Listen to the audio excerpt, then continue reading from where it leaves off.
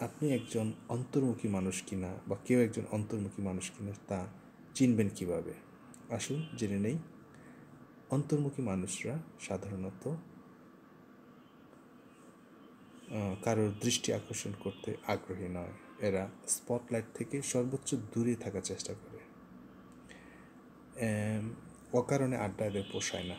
তবে পছন্দের বিষয়ে কথা বলতে দিলে তারা ঘন্টার পর ঘন্টা বক্তৃতা দিতে পারে এবং সাধারণত এরা ঘরকুনো।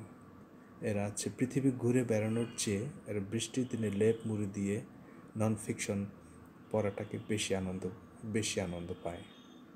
বাসের সব থেকে কোণার সিট অথবা ক্লাসরুমের সবথেকে পিছনের সিটটাই তাদের বেশি পছন্দের এবং অন্যের ব্যক্তিগত বিষয় নিয়ে কৌতূহল কম অথবা কৌতূহল থাকলেও তা প্রকাশ করতে কুণ্ঠিত বোধ করে এবং রিইউনিয়ন বা যে কোনো অনুষ্ঠানে এদের উপস্থিতি খুবই কম এবং কথা বলার চেয়ে ওরা শুনতে বেশি পছন্দ করে। নিজেকে কারোর পছন্দের যোগ্য ভাবতে তারা ভয় পায় এবং এদের রাগের তুলনা অভিমানের মাত্রা একটু বেশি হয়ে থাকে।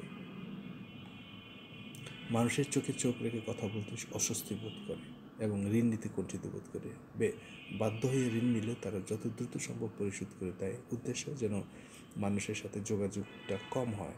এদের পছন্দকারী মানুষের সংখ্যা অনেক কম, মানুষের তুলনায় কম। অন্তর্মুখী স্বভাবের জন্য অনেকে এদেরকে অহংকারী ভাবে।